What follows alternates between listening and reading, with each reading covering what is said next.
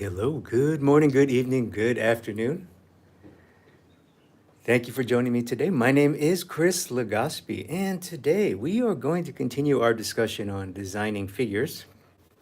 We're going to use we're going to put on our thinking caps here. We're going to use our brains and our minds and our thoughts and our ideas to not only make our practice and our sketches better, but also to make better decisions when we are ready to make a finished work of figurative art.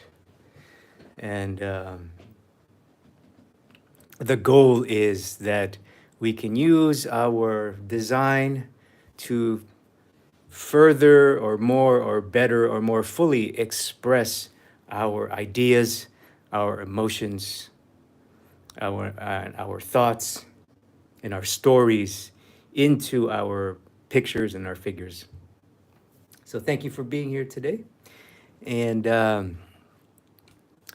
if you like this video and you want to learn more about figure drawing, you want to learn more about composition, I got a lot of free resources available on my website at www.drawwithchris.com. And there, make sure to enter your email so you can sign up for my free insiders email list, and you can get access to all of my free resources as well as discounts on my premium courses and programs. I do have a premium masterclass on figure drawing, and I also have a premium compositional program. Basically, you can learn everything I know about composition and a whole lot more. So go to www.drawwithchris.com.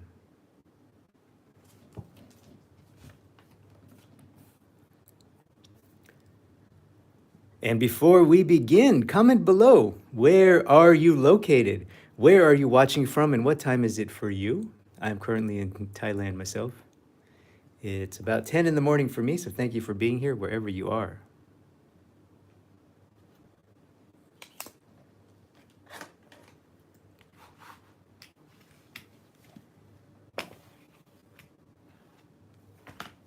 So before we talk our notes, so this drawing is a drawing I did a few months ago. And this is sort of an example of me making design decisions to tell a story. It's clearly a positive, uplifting story. You can tell by the values and the pose as well. But a lot of that stuff, I had to infuse my design into the reference in this case, to make this picture to tell the story that I wanted to tell and convey the emotions I wanted to tell. So that's the goal for today here. All right, let's quickly review. Last video, we talked about some notes. So these are the ideas that we talked about: having an intent, having a story. Well, having an intent means come to the practice table with an intention. Then having a story or idea in mind, and that could be as simple as a one-word metaphor. So if you missed that, make sure to review the previous video.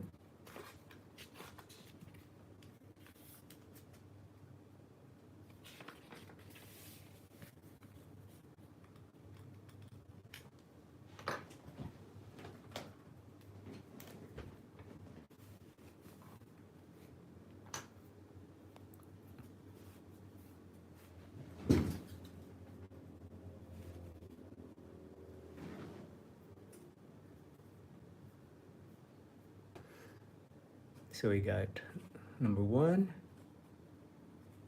intent. Number 2, story or idea. Number 3 is and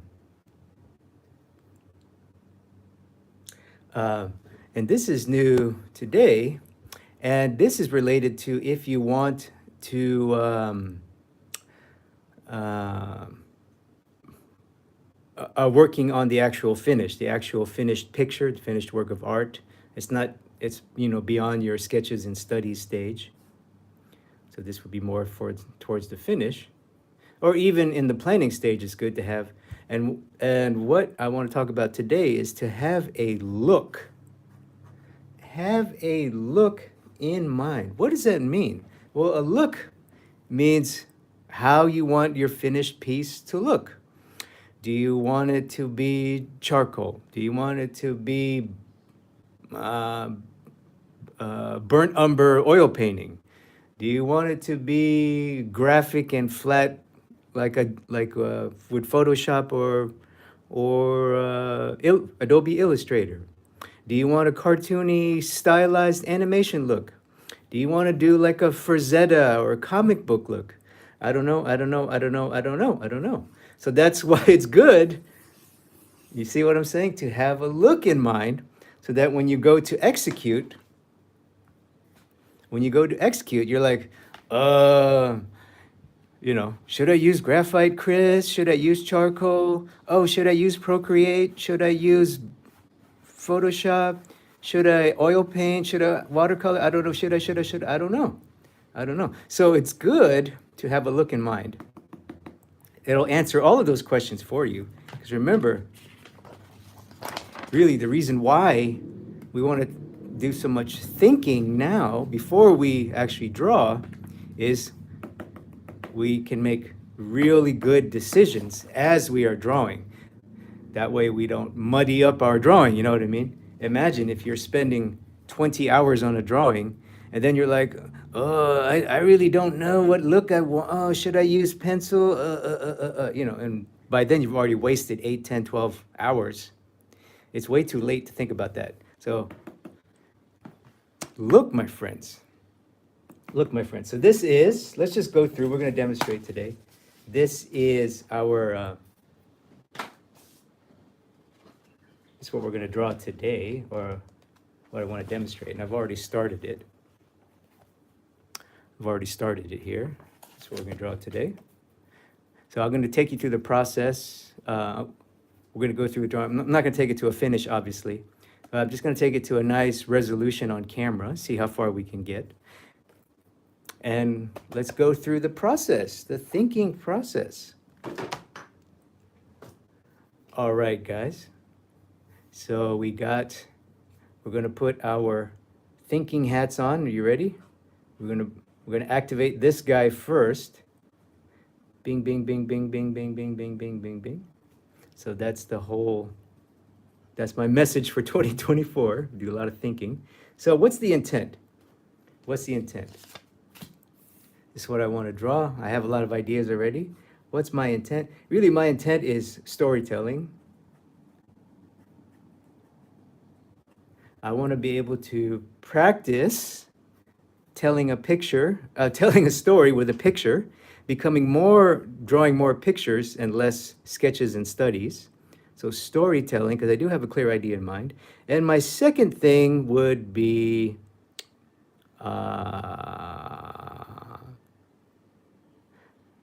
I guess draftsmanship,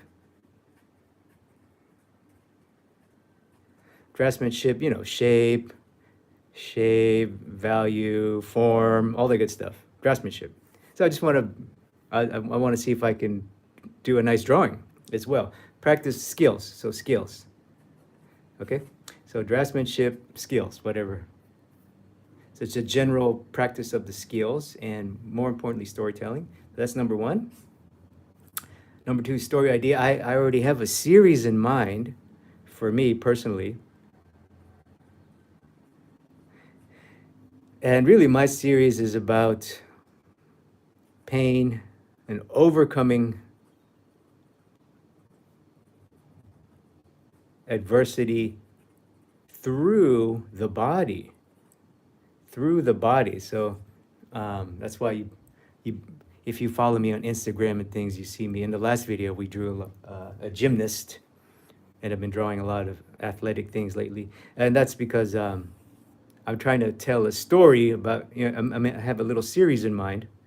I'm trying to tell a story about, I'm basically trying to express the emotions and the feelings that I had from my injury. Last year, I had a very bad leg injury, and I was crippled for 4 months. I couldn't walk for 4 months. So what what what a what a positive way to use negative emotions and memories than to make works of art. So that's what I'm doing. I'm going to transfer all of that pain, all of those painful memories, all of the struggle and adversity into a story, into a series I have in mind. So for me, this is very strong. Now for you, you may need to just write. You may need to just write out some ideas or think of some metaphors, right. Doesn't have to be as serious as, oh, I'm planning a whole ambitious 10 series, a series of 10 oil paintings that are 9 meters wide. No, you don't have to be that ambitious. It can be one word, but for me in particular, I already have a story in mind. And basically, I want to tell the story of pain and overcoming adversity. Now, the look that I want, I've already have that in mind too. And my look, I basically look at artists that I admire. Artists I admire. You have artists you admire. You have artists in living artists, past artists you admire.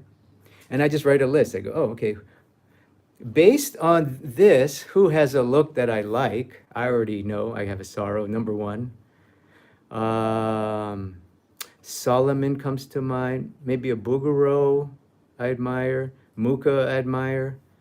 I'm trying to think of their work and see, does their work look like what I want to express? A sorrow does, yes, but so I'm just brainstorming here. So this is what you could do. Start a list of artists you could admire. I like Sargent. I like Zorn. Oh, I like Frazetta. Oh, I like Steve Houston. Oh, I like what's his name? Nathan Fowkes. Oh, I like Casey Bow. In terms of figurative artists. Maybe I like more academic guys. The contemporary academics, either European or American or Russian or so.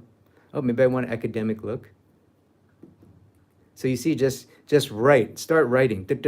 Start thinking. Put your thinking head on and just write. Who are some of your favorite artists? And then you look through your list or you look through your folder and you go, oh, I love Sargent and I love Bouguereau. But the Sargent and Bouguereau, more, yes. Do they have the figurative look that I want? So Sargent, no. Maybe I can take some things from his look that I want, but really I want to focus on the figurative artist. Bouguereau does figures, but does he have the look I want? In this particular case, no, because I'm looking for more exaggerated realism. I want to purposely go a bit stylized with the realism and with the colors. That's why sorrow is number one. So that's why Bouguereau will be a no. So Bouguereau is more of a naturalist. He's a realist, more of a naturalist. Houston obviously is a great influence, but Houston is known for more of that dark Rembrandt look. So Steve Houston's a tonalist. So although his figurative look, obviously I'm heavily influenced by him. We all know that. So obviously I'm naturally going to pull a lot from him. But as far as his paintings go, he has more of that brown. So he's more of a brown indoor Rembrandt look. So for the finished look, not Houston, it's going to be a sorrow again, and I'll show you why. And then I like, Zorn, no, is similar to Sargent. Frazetta, no. Frazetta's more got that comic book look, definitely no. I would put even, just to go back along that vein, I could put some of the poster artists I admire would be Drew, Butkiss, of course, and David Grove. So this is my area, my professional area right now. I draw movie posters. So do any of the movie poster look, does it fit the idea I want? No, because I want these to be a series of oil paintings. My series is going to be oil paintings. Nathan Fowkes, I deeply admire, but he's more graphic and flat and more for landscape, so no Nathan Fowkes. So for sure, academic in terms of academic in terms of detail, anatomy, crisp form rendering, strong adherence to to drawing to drawing to draftsmanship. So a strong draftsmanship plus the wildness and draftsmanship of sorrow, and all of that leads to a sorrow, basically. So anyway, so you see the process. Just jot down a list of artists you admire, and then start to think, oh, what can I take from them? Does Sargent help my story? Does Bouguereau help my story? Does my favorite academic artist, does his look tell my story? See, so you're always going back, okay? So that's the goal. So for me, 100%, I immediately knew when I got the idea for this series, I immediately knew it only had to be one look, which was John Asaro. So let's take a look at him right now. And again, you don't have to draw John Asaro. I'm just showing you,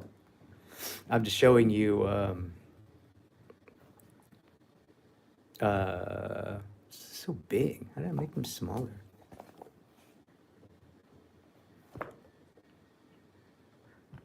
So this is John Asaro. Gosh, I wish I could make the iPad smaller.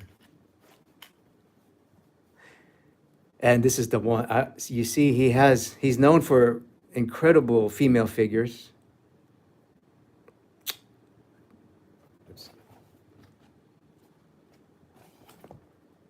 He's known for his incredible figures and his incredible use of wild, crazy stylized color. So this is exactly what I want. I want the tight academic draftsmanship, but just the wild, wild stylized invented color. But it works. It works because his drawing is so good. So this is what I want. And you know, similar subject. He loves to draw the figure. He loves to draw ballet. He loves to draw dancers. So, you know, what I'm doing is athletic people. I'm going to do athletic people. So Asaro is a natural choice. You see, even the way I draw, this is what we're going to draw today. Even the way I draw, I'm already thinking, oh, I'm going to do a sorrow. You see? So I already had the look in mind. But if you don't, then you can go through this process. You see? But this is the look that I'm after. Even though we're going to draw today, and we're talking about drawing, I'm already thinking ahead to the oil paintings. Look at that. Oh, I mean, this is incredible. This man is incredible. Oh my God. Incredible. Never gets old.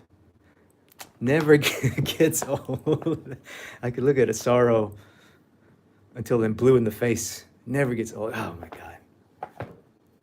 If I can own any sorrow, it would be this one. Never gets old. Oh my goodness. So athletic models, athletic bodies, athletic figures, wild stylized color, rock solid academic draftsmanship. There's only one choice in the world, and that is this brilliant young man right here, John Asaro. So that's my look. That's my look. You want to get a look, you figure it out. That's how you figure it out. So let's begin. We got all the pieces we need. We got all the pieces we need. So let's go to work. And that's a good time for a break here. We're going to start to execute now. And before we begin, I just want to quickly shout out my website here. If you like the video so far, I know we haven't drawn much at all, but I will, I promise. And you want to learn more about figure drawing or composition, I have a lot of free resources on my website at www.drawwithchris.com. And make sure to sign up for my free email list. That way you can get access to all of my free content and downloads, as well as my premium programs. I do have a full composition program and a full figure drawing masterclass program. Those are very intense and in-depth programs. So to learn more, go www.drawwithchris.com, my friends. All right, let's begin. Let's get to work here. So obviously I already started this.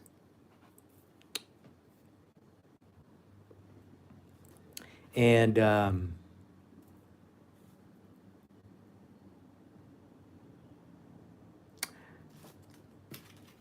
Remember all the thought. So I'm going to go through this process with you, and also how I'm thinking ahead to the look.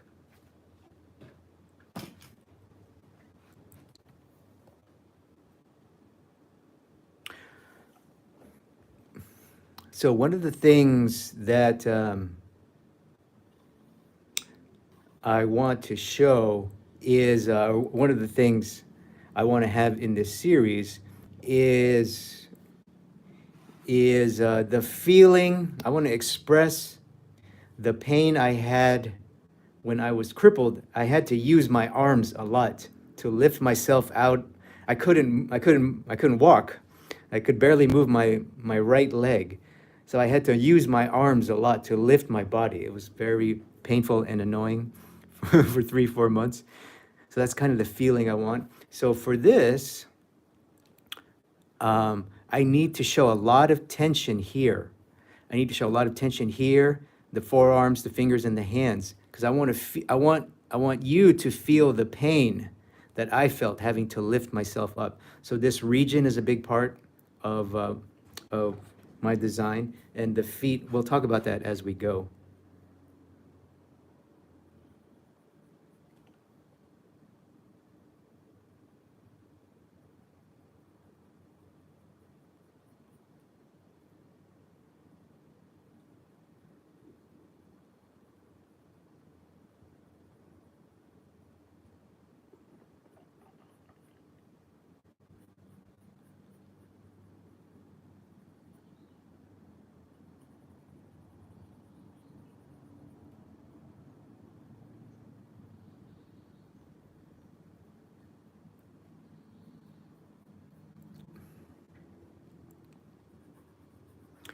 Now she's wearing a dark. Obviously, I didn't shoot this reference, but she's wearing a dark leotard, a dark costume fabric. If I had shot this, it would be white. But that's for next time, because I need to see some of these details of the anatomy, but I can't, and I don't want to invent because, or I need to, but if I were to make this a proper painting, I would need to shoot my own proper reference, because a sorrow doesn't invent.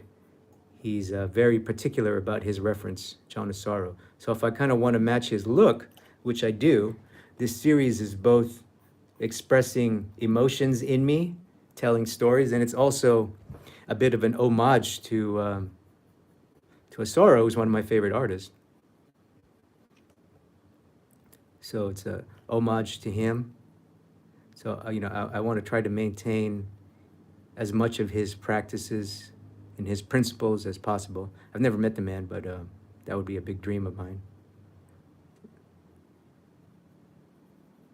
It's on the bucket list, for sure.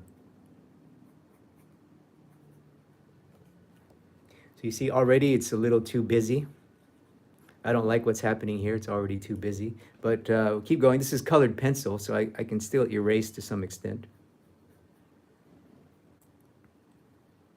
And I can't see a lot of these details in this hand, but that's okay. This is more of a tight study for painting, I guess, or it will be.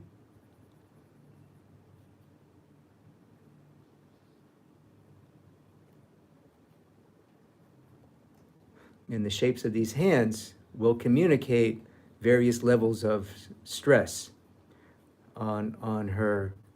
The shape of these fingers are important because they will communicate the tension in the arms, which communicates tension in the body, which is what I'm after. So I'm being conscious. I'm not just copying the hands. I can barely see them, but I'm not just copying. I'm going, okay, how does the shape of these hands and the shape of her fingers express this? You see, I'm drawing little fingers, but I'm thinking about this. Little fingers impact this. You understand? So I'm constantly thinking. I'm constantly I'm constantly thinking. I don't just mindlessly go, oh, see finger, draw finger. See wrist, draw wrist. See muscle, draw muscle. No, no. But anyway, you already heard me rant about that in the last video. I try not to. I'll try to be calm. I'll try to be calm, I promise. But that's the goal, my friends. Even the finger has impact on your composition. Believe it or not. Her toe, her little tiny toe, the shape of her toe, which I will get to, has major impact on this composition, on this story. So I can't just copy it. I have to sit down and really think about what that toe is. So the hand, the leotard, the shape of this leotard, the shape of the opening of her leg here, of her hip, of her thigh, of her leg, is important to design. That needs some design. So I'm just going to kind of lightly sketch these in, and then as we go darker, we'll talk about some more design ideas.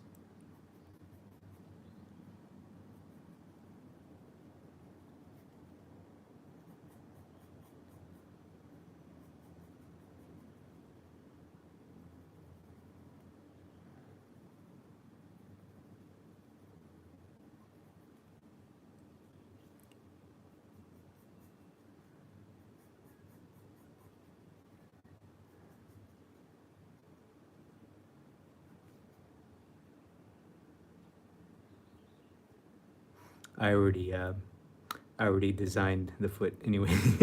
You could tell in blue pencil. But I'll talk that through as we get there.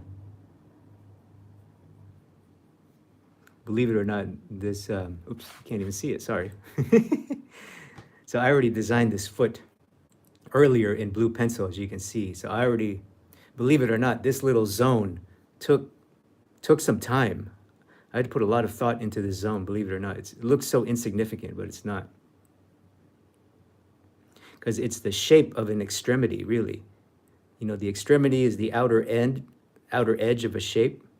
So for me, the extremity determines a lot about the psychology of the shape.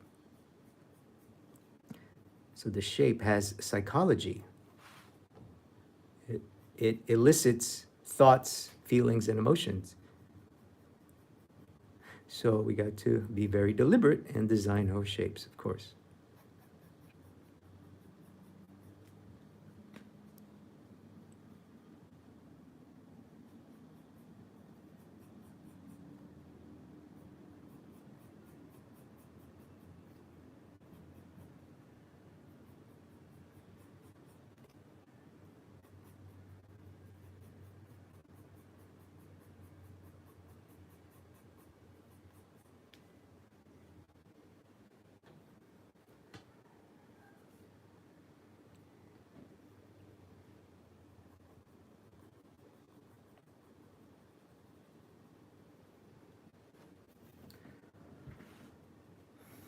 And I also have the background idea already. So I'm just going to go ahead and lock that in. I don't know if it's a good idea to do it in pencil. I already have the vignette in mind.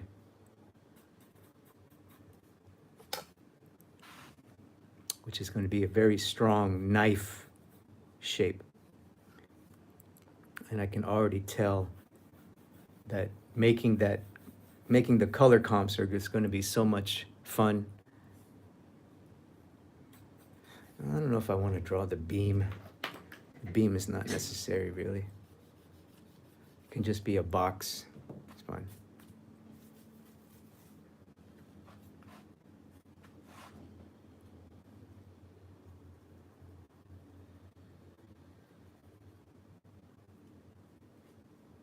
So I'm going to lightly ghost in the shadow shapes, so we'll talk about that as well. It's really important to have these things planned.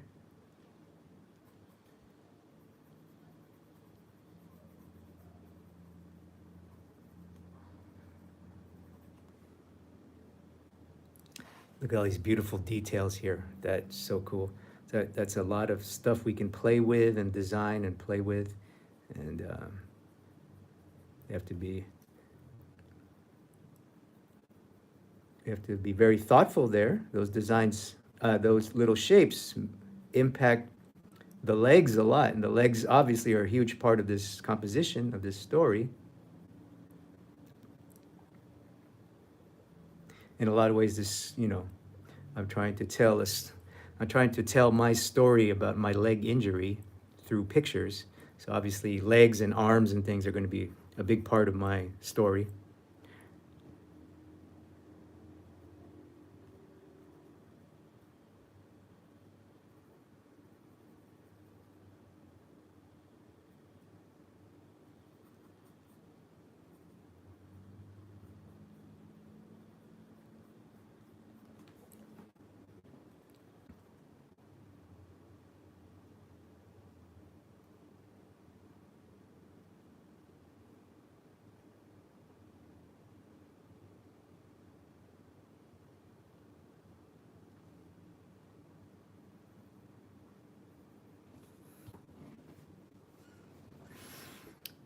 Okay, so let's see what we got here.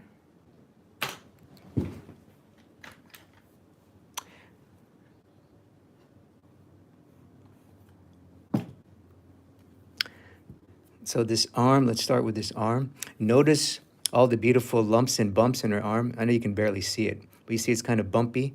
Bumpy, bumpy. Her arm looks like this, kind of.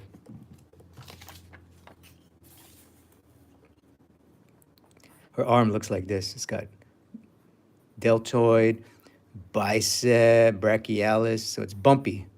But you see my design, zoom, zoom, straight, or straighty curve. I call this straighty curve. This to me is pretty straight, zoom, you see?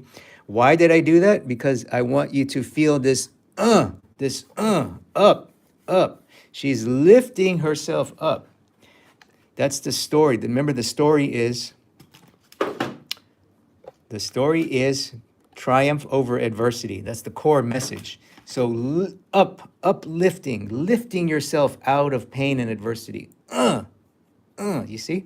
So as I draw, I even go like this. I literally make that noise in my head. I mean, you don't have to, but you see how it's like, You see why my lines, every line I make matters. Has thought and intention. Oh, there's that word, intention. Remember, have an intention when you come to the practice table. So for me, my intention is I want every mark I make to be a storytelling mark. Boom. So that's design right there. That's me consciously making this arm very straight or straighty curve. And then, so that's the stretch of the form. That's the gesture, the stretch, the long axis. Every long axis must have a pinch. Therefore, the backside must complement that. So now I'm going to design the backside. So this is classic stretch and pinch, Steve Houston. Those of you who are Steve Houston fans, you know what this is, stretch and pinch. Maybe you're watching this, you're in his program, or you've taken my classes or whatever. I appreciate you. So I probably told you, hey, why does your stretch look so weird, and why does your pinch look so weird? There's something wrong with your stretch and pinch. So you see, this is design, my friends. Stretch and pinch is not an academic drawing rule etched in stone. It's a design philosophy. It's the brilliance of Steve Houston's design philosophy. One side must be whoop, the other side must complement. So you see, complementing this. If I made both sides bumpy, it'll look terrible. If I made both sides very straight, it'll look boring. So I got to complement. We got to have contrast. And now I got to think. Each one of these bumps leads to something else. That's another Steve Houston core philosophy, is the philosophy of gesture. Gesture really is the relationship of one form to the other. So this tricep will relate to the elbow, to the brachialis, to the forearm, to the bump. You see, so as I draw this tricep, I'm going, okay, this tricep can go here, it can go here, it can go way down here, it even goes back up. So you see, I'm thinking the whole time. I'm not just going, oh, see tricep, draw tricep. No, I'm going, okay, where is it going? Where is it going? How does it lead? Does it go up? Da da da da da da da da da da da da da da da da. So you see why? You see, my friends? You see? We're putting our thinking. You see why I'm an absolute lunatic. You see why I make these YouTube videos, because this is like therapy for me. This is the lunacy that goes on in my head. I'm like a little tiny tricep. I'm thinking like 7 things. I'm calculating 7 things in my head as I'm drawing this little tiny tricep bump. And I do that everywhere, you see? This drives me nuts. This is why I'm a lunatic. This is why I get the big bucks, I guess. This is why people pay me money to hear about me talk about art, because I'm absolute lunatic. But anyway, so the tricep flows down, so I have to design it to flow down, and it's also the contour of my shape, so that I have to design the tricep to complement the contour that I want, and the tricep also is form. It goes this way. Well, I have to go over the form. So that's another Steve Houston philosophy, is structure. We have to go over. So I have to go this way. So you see? So, man, that's a lot of thought. For a little tiny bump, that's what? Less than a centimeter. You know, it already took me like 10 minutes just to draw this dang tricep bump. It's crazy. So anyways, you see why I never get anything done on camera? It takes me forever just to think what the hell I'm doing. This is why I draw in silence. This is why I do my best drawings in silence. It's because if I have music playing or a YouTube video playing, I can't fully put all of my concentration on my little bumps here. So anyway, that looks pretty good. I'm pretty happy. Brachialis, that looks pretty good. I can move forward. The suggestion, you see, there is detail here. There is the bicep as it goes into the forearm. There's an overlap of the brachialis, and it overlaps the bicep tendon, I believe. So a little bit of suggestion of detail is all I need, you see? And I can still make a little bump if I want. So that's why I like colored pencils. It's kind of flexible. I can still add a little bump if I want, but you see? Boop, boop, boop, boop, boop. Very pretty, simple, clean suggestion. Same here. This is the tricep. This is the front head of the tricep. There's some detail and importance here, because this area will show tension and muscle contraction, so I need to show that. But you see, that's all I need. A little bit, it's all I need for now. So I can move forward here. So I got a lot of details here. I'm not quite sure what's going on, so I'm just going to kind of guess, unfortunately. I'm just going to make a coarse shadow there. The leotard opening looks pretty good. There's a lot of not abs detail, but there would be if she was, if her abs were visible. We would see awesome ab detail, but instead we have fabric detail. So I'm going to consciously try to design my fabric detail. I'm not really even looking at the reference now.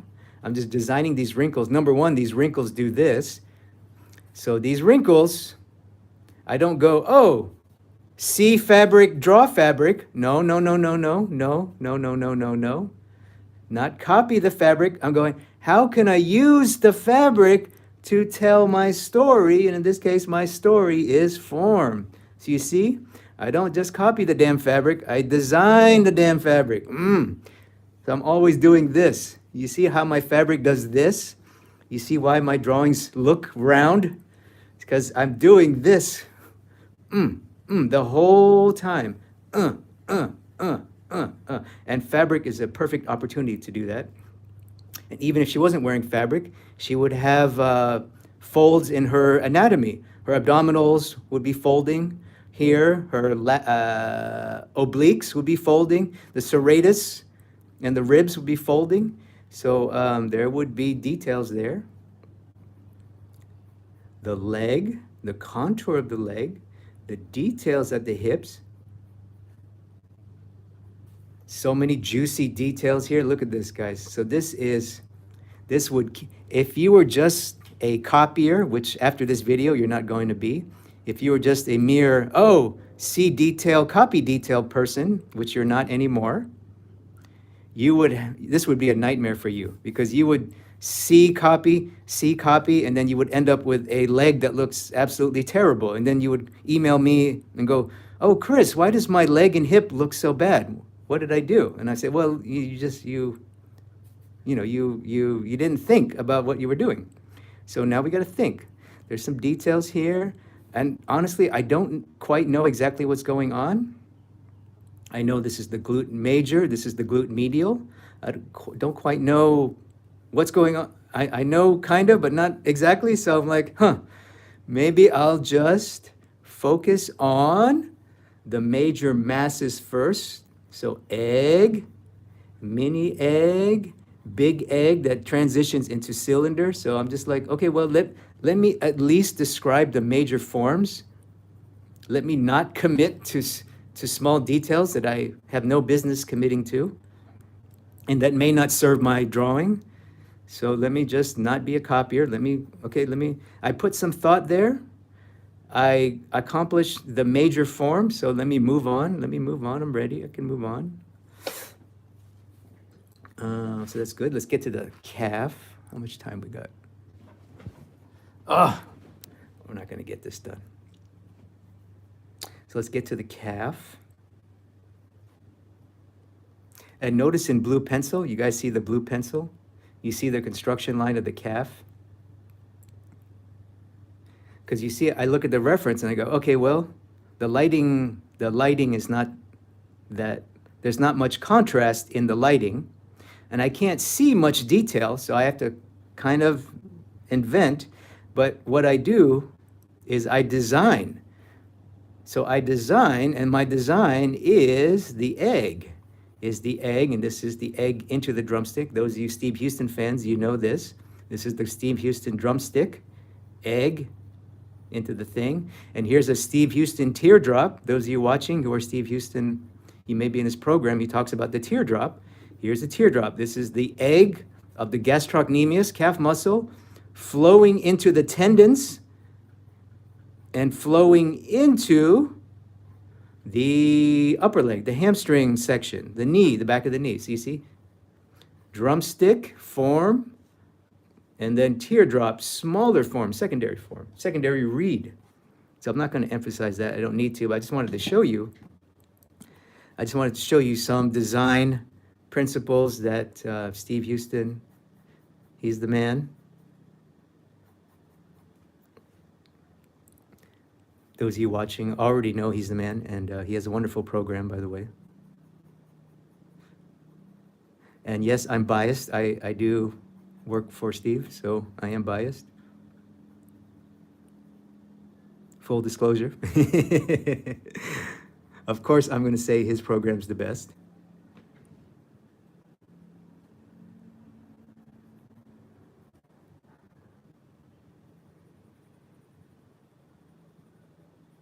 And of course, I'm going to encourage you to sign up for New Masters Academy. Of course, I'm biased. Those of you may have found me from New Masters. Anyway, so we got a couple of things. We have interesting details in the knee. I basically first, I'm not 100% sure what's going on there. I'm not 100% sure. But at least I can suggest the major form. In this case, it's cylinder and egg. The cylinder and egg form of the calf and shin. All right, so let's quickly pause and look. We got a lot done. It looks pretty hot. Really, what I want to do now is I want to stop. I want to step away and stop, because I need to evaluate it from a distance. Right now, I'm looking at it from like 6 inches away, which is a terrible idea. And let me just get that in writing.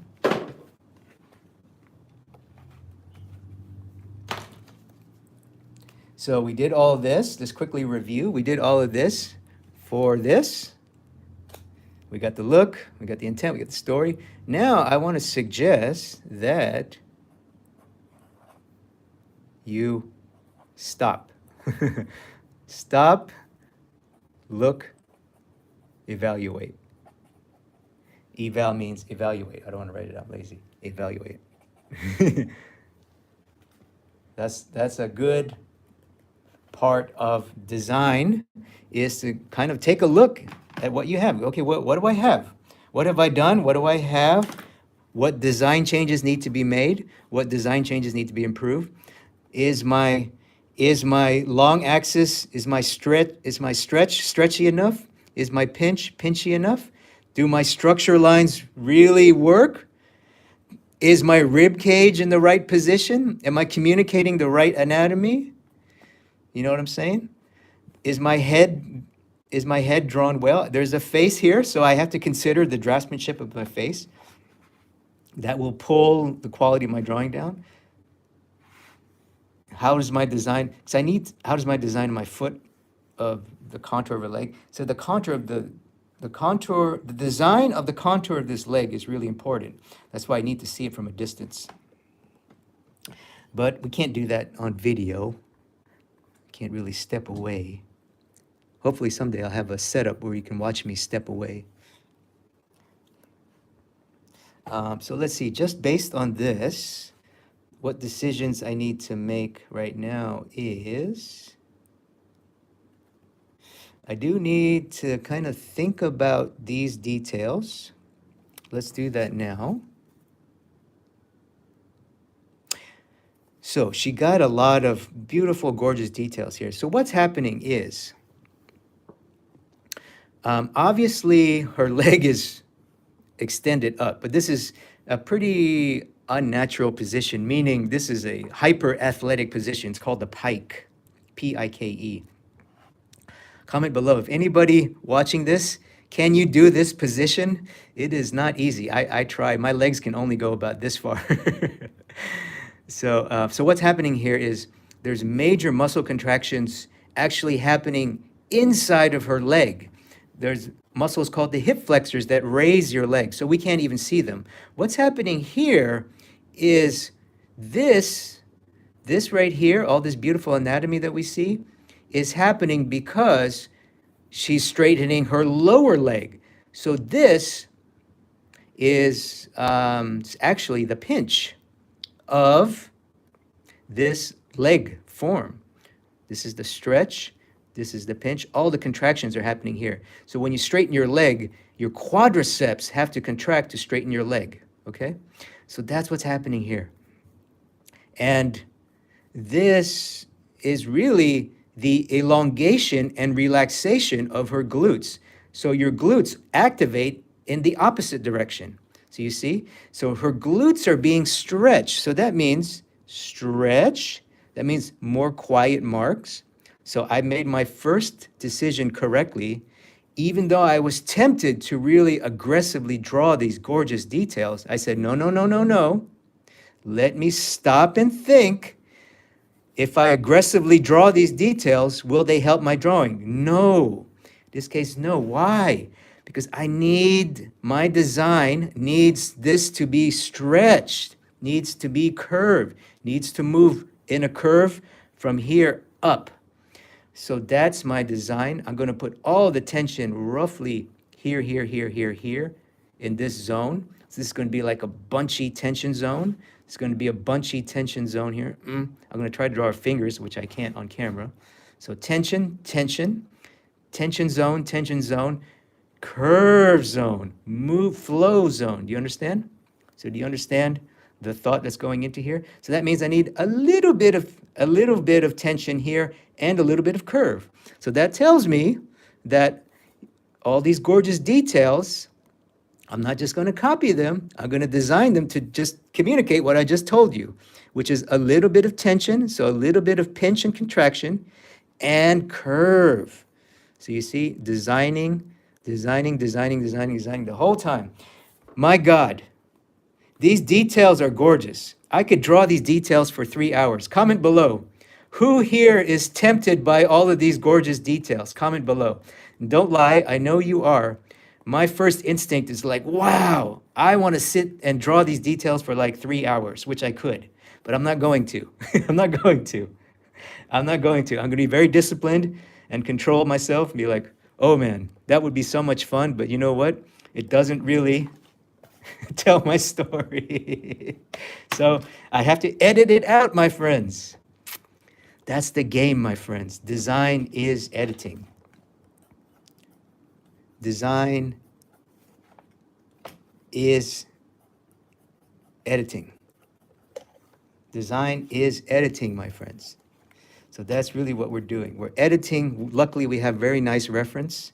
So we have to edit what we see, edit the reference, what we see, edit our model to tell our story, to make a better picture, my friends. Oh, we're almost out of time here.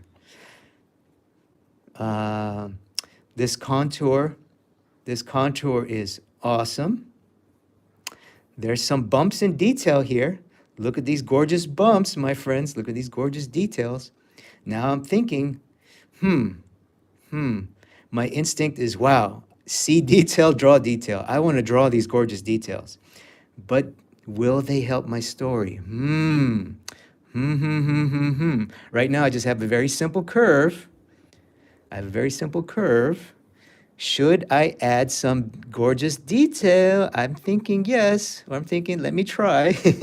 Let me try. I'm gonna try. And those of you watching who maybe got a critique from me and I said, hey, your stretch is so bumpy, cut it out. I'm adding a bump to my stretch, which I tell students not to do all the time. So I know some of you watching like, hey, you just told me not to do that. I know, but this is very deliberate. I think that helps. Why? It's because it adds a little bit of tension. So remember, there's some tension, there's some pain, especially in the leg. So that does help. And notice it's a subtle bump. It's not like, I didn't go from this leg curve. I didn't go to that to and then add shading. No, you see, subtle, just enough. And I think that's a good stopping point, my friends. Let's do one more thing on camera, and that is value and treatment. So remember, we talked about look. So I want my look to be John of Sorrow. And this is more about painting and finishing a drawing. So we're going to close the video here.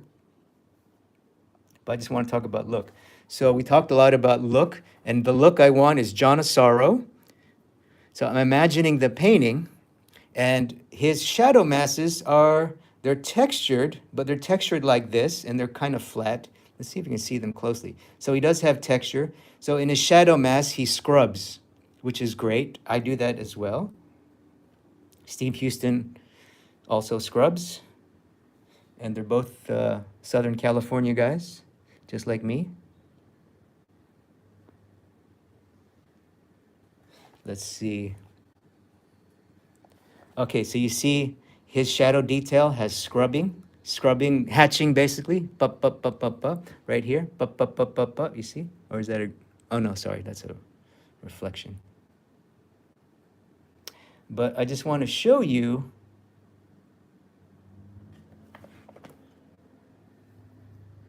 so you see he has some detail, but it's kind of flat. So that's the look I want in terms of color and style and shape. But I also want to add my own look, which is the Chris Legaspi look, and let's do that now. We'll close with this. So we'll close with this. So I'm going to fill my shadow mass, and we'll end the video here. This is part of the design of the drawing, is how you treat your drawing. The look, part of your look is how you render, how you render, how you hatch. Do you do it flat? Do you do it graphic? Do you do it academic? Do you do it with charcoal powder? Do you do it with spray paint and acrylic? So part of your treatment, a part of your look is your treatment, how you render, how you shade, how you hatch, how you use airbrush, whatever. So this is the thing that I like to do. I like these long, streaky thingies. And there you go. We'll close with that. So obviously in drawing, it's easier to make long hatch marks, but in painting, it's not. I haven't quite figured it out yet, but I will, I promise. Give me a year or two, and we'll do these videos in paint. But that's a good stopping point, my friends. Thank you for joining me so far. And also, just quickly, I know we talked about the figure, but I just want to quickly touch on this. You're like, Chris, where did you come up with that angle? Twofold. One, where did you come up with this composition? One, it was inspired by the curve of the form of the silhouette. So there's an egg-like silhouette here. This is what I see. Oops, sorry. So we have a figure. She's doing, it's called the V-sit, like this. I see a egg, like that. And I want to contrast the egg with a straight. So if I do a geometric design, I want to add a box or a triangle somewhere, somewhere. So I added I saw an opportunity for a long triangle shape. And why I did that, because, comment below, when you see this shape, what does that shape remind you of?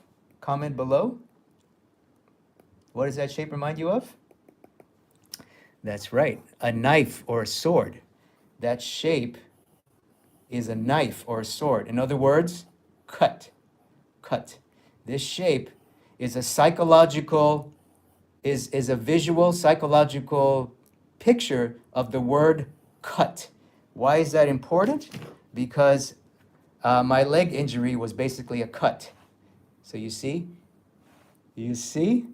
my friends, how much thought goes into a little tiny line is not just a little tiny line. That little tiny line is a psychological message that I'm embedding into my design. So let's close with that, my friends.